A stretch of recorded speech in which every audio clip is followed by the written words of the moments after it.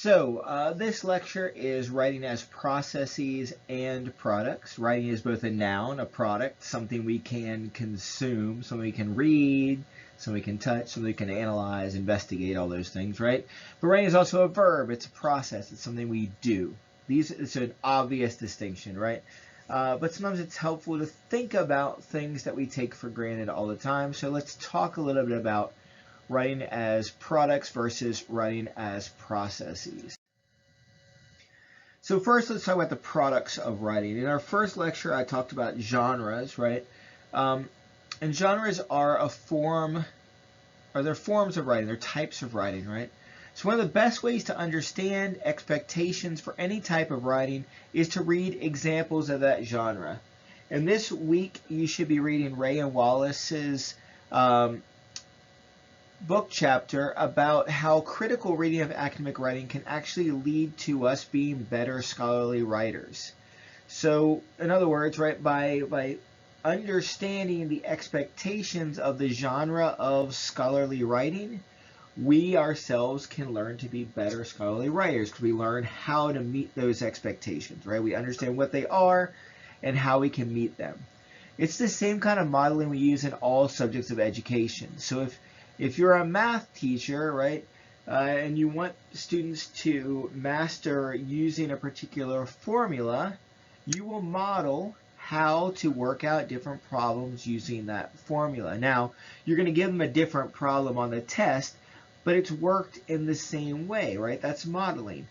The same thing is true of scholarly writing, right? If we look at a bunch of models of here's what scholarly writing looks like of different genres in education, and then you're asked to write one of those genres, you can hopefully take the lessons you've learned and follow them, right? So look at this. It's a good example. Follow it. And that's what we do even as scholars in education, right? We look at the work other people have done. So in that way, we can think of writing as a product, right? It's something we can consume, something we can analyze, something we can look at. But producing strong writing is just not a matter of copying that form, right? Understanding expectation is just part of the process of any good writing. So that's what I really want to focus on here.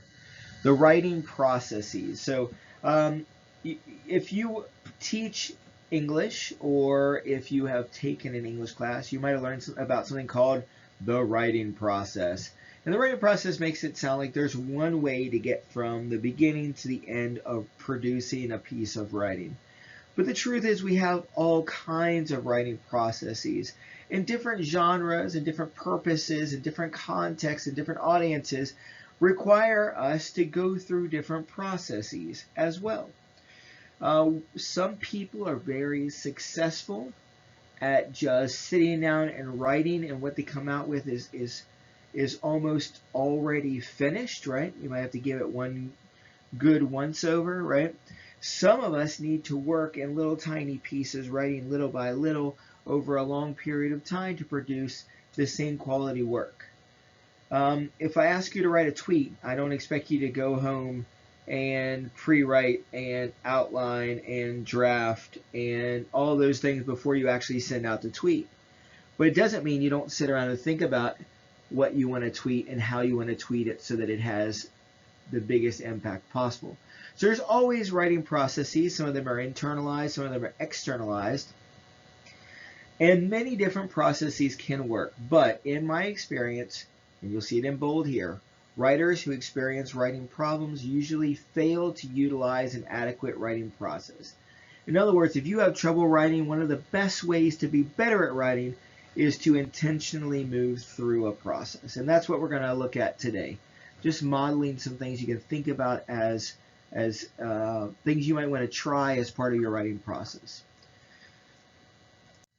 So the writing process can basically be broken into 3 general parts, and so, some people break it into 5 or 7. I think 3 works well because, well, 3 is a magical number in American culture, but also that we have things we do before we write, we have the actual act of writing, and we have the act of things we do after we write. Now, it's completely a false split, because all the time while we're writing, we are also thinking about things we want to add to our writing. I'm very much that kind of writer. I don't know exactly what I'm going to write until I've started writing it. And by the end, I've also oftentimes discovered new things that made my piece stronger that I hadn't thought about before I wrote.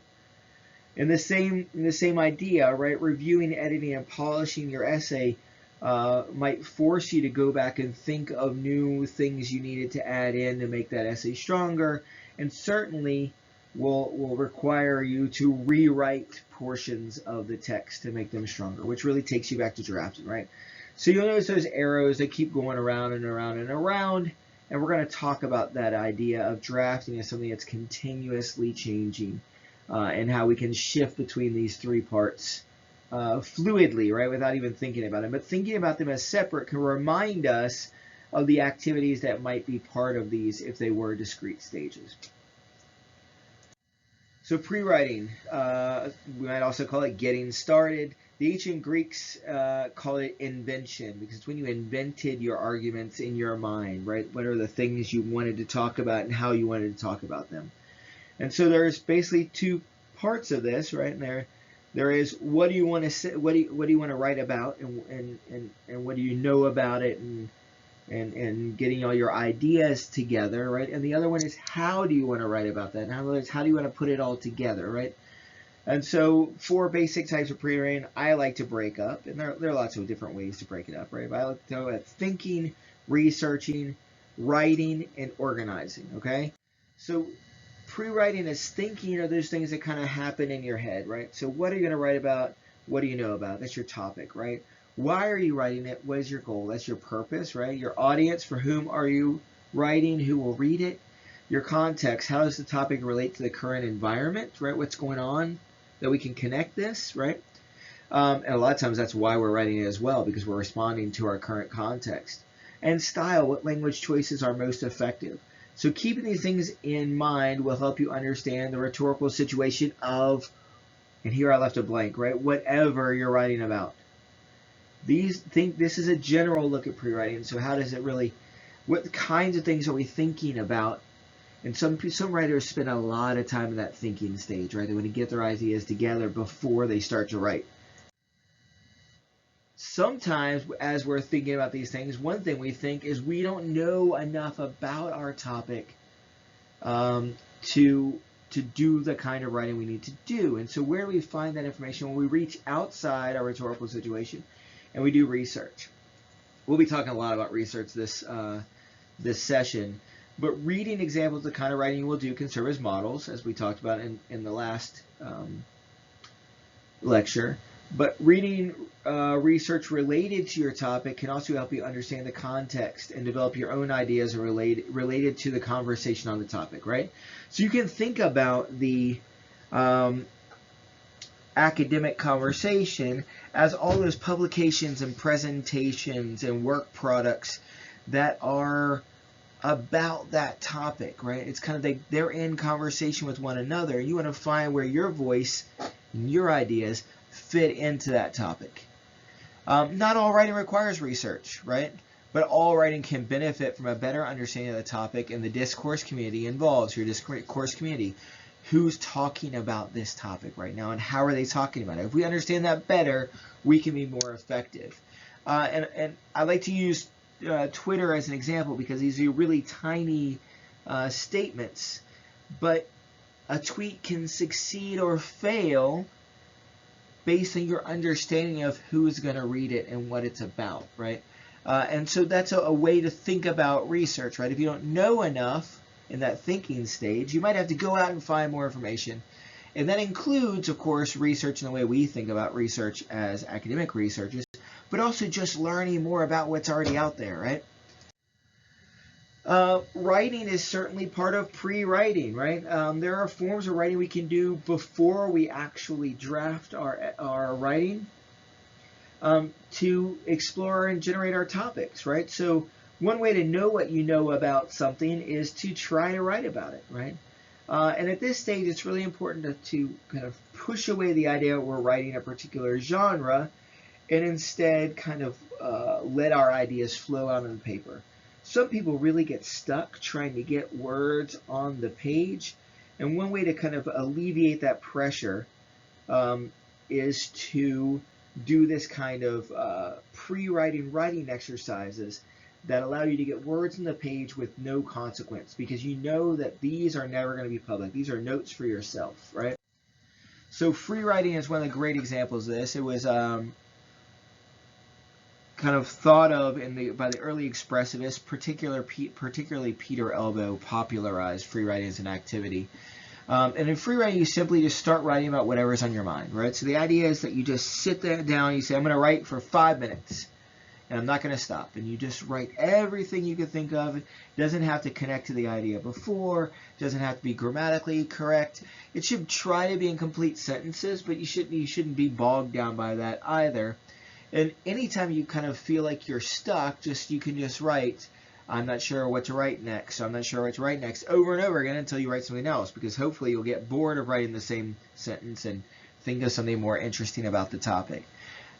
You can build this up as a habit and be able to free write for longer periods of time. And as you do it over and over again, and your ideas and your brain is more used to working through your writing, you'll find it's an even more effective exercise. And what you come out with might even be closer to a rough draft than it is to just a bunch of jumbled notes. But sometimes you just crumple it up and throw it away when you're done. But the exercise of doing it has allowed you to kind of find out what you already think and know about a topic, or has allowed you to kind of just process those thoughts that are bouncing around your head. It may be messy, but sometimes getting words on the page is enough to help you get started. Listing is very similar to free writing, except you take away that requirement of writing complete sentences. So if you're one of those straight and to the point kind of people, a great way to alleviate that pressure of coming up with sentences and paragraphs is just to jot down your ideas like a grocery list, right? This. Then when you look back at that list, you can kind of see what things seem to go together, what things seem to be should be discarded, right? They're not relevant to what you actually want to talk about this topic. And it's just another way to get those words on the page so you can work with your ideas outside of your head, right? Another similar exercise that allows you, for people who are visual learners, allows you to kind of draw a little bit, right, which helps unlock some people's minds, is clustering. And clustering, you're basically making boxes or circles with lines off those boxes and circles. You start with your main idea in the center, and you kind of work out your tangential ideas, kind of working away from the center. And what you end up with is a bunch of circles or squares connected by lines. You might find that, like listing, you can find connections across and around your cluster map. And it can be a really organic kind of experience where you maybe decide this whole set of bubbles and lines is the direction you want to take on that topic, even though you know a bunch of other things about it, right? It can kind of help you focus in that way, and it seems to work really well for visual learners.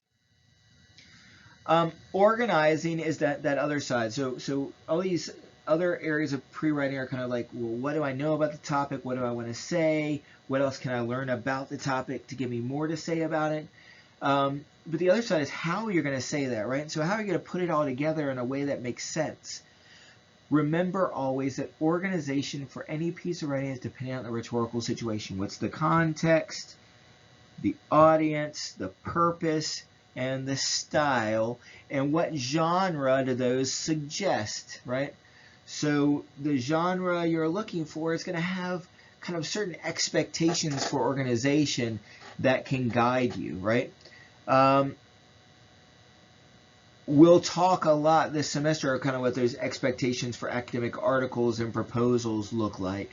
We'll talk about a bunch of different genres and how that can lead you to organize your work in different ways. Taking that expected organization, kind of those sections, and then taking your ideas and trying to see, well, does this fit in the introduction section? Is this literature review? Is this methodology? Is this results? Is this discussion and conclusion? Is this something else? And if it is, where do I put that? How does it make sense in this kind of writing? Can allow you to kind of take your big ideas and see the ways in which you can fill those ideas in, develop those ideas with examples and explanation to build something really complex. So many of you will be writing a thesis or a project in lieu of thesis. Some of you will get a doctorate and write dissertations, right, or books. And these are things that then, once you've kind of outlined them out, you can break into smaller parts. So you say, right now I'm just going to work on my introduction, right? Right now I'm going to work on my literature review. Right now I'm going to work on my methodology. And that's the approach we're going to take in this class to that grant proposal, which we really start in earnest in week 2. Breaking it up by thinking about our task as a big outline that we can then do in parts, right? The second part of the writing process, remember, it's not really a second part, it's kind of, they're all mixed together. But the second part of that writing process, depending on the kind of text you are writing, is drafting, because you want to have several drafts en route to the best piece of writing. In the same way an architect or an engineer kind of drafts their design and then makes changes and makes changes and makes changes until they end up with something that's ready to go, right? And so I'm going to talk about 3 kind of kinds of drafts. And you can have lots of drafts, right? But one way to improve your writing is to have at least these 3 drafts. So you start with kind of that rough draft. And your rough draft is usually like your first attempt to get a complete piece, or at least a section of a larger work done, right? So you finish something that makes sense as a whole, or supposed to, right? So when writing, you follow your outline, you fill in the required support for each of your points, you provide evidence for your thesis. You don't have to start with the introduction, of course. In fact, many writers find it easier to discuss all their ideas and then create the introduction and thesis later. Personally, I like to start with a rough thesis and work out my idea from there. Sometimes, however, I find I have to revise my thesis because I don't have enough support, or I discover a stronger argument I'd like to focus on. So remember, it's a rough draft. So grammar and spelling need not be the focus, right? You can fix that later. The idea is to get that section of your paper, or if it's a shorter paper, to get the whole thing done on the page so you can work with it, right? One of the strengths of writing over speaking, when you speak, those words are out there and they're out of your control, right? Other people have heard them now. But when you write, people only know once you make them public, right? Once you hit send on your email, or send it off for publication, or present it in a public forum in some way, right? So take that time with your writing then to turn into something else, right? So another kind of draft you might have is an improved rough draft, right? Which we might call a review draft. So a review draft, or drafts, right, should be the best draft you can create by fixing your rough draft. The review draft requires you to jump ahead to the revising stage, which we'll talk about in a minute, to clean up your writing, and sometimes requires you to jump back to the pre-writing stage to develop your ideas more completely. When we talk about review draft, I mean it's ready to be looked at by other people's eyes, right? And oftentimes we work with our peers. Peer review is common in academic writing. It allows someone who is your educational equal to read and comment on your work and help you make it stronger. In this class, we can we are each other's peers, right? It's often easier to correct other people's writing than your own, and other points of view can help you understand the topic, reach your audience, and improve your style. If you're on a research team, you often have the benefit of your peers throughout that process of writing, right? From coming up with ideas about what you guys want to work on, to getting through drafting different sections and revising the entire piece. Peer review is very much a part of research and writing. Academic peer review is part of the evaluation of your work by external readers who judge its merit for publication, presentation, and funding. So know that even though you have created what you think is a final draft, it's still going to be a draft, right? It's still something you might be asked to make changes, right? So the idea of the final draft, right, the result of all this writing you've done, should be the best possible text you can create in the time allowed, right? This summer we have 8 weeks to do all this work. I'm not expecting it to be perfect writing. I'm expecting it to be the best possible text you can create in the time allowed, right? And I'll give you those expectations, and hopefully you'll meet them, right, to the best of your ability in the time allowed. But the final draft, the one that's ready to send out to your audience, might still be improved upon, right? You should do all you can to ensure your writing is going to be effective in achieving your purpose for your audience. Still, in the academic review process, you may be asked to further revise based on those editor comments. So all writing just be considered a draft until it is kind of published and made public for the world to see. Then it's kind of out of your hands. Still, people have to retract writing sometimes when they made mistakes in judgment, particularly in style or in context.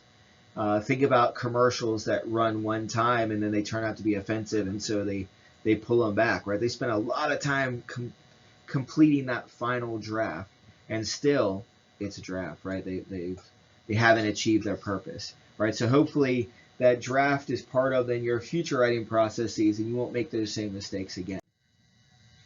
Revising is the final part of the process, and there are basically three different levels that we might think about when we think about revising. And reviewing is kind of that holistic look, like what's the big picture. And a lot of these are the same kind of questions we ask in pre-writing, and now we're like kind of looking back at our writing, revising, re-envisioning, right?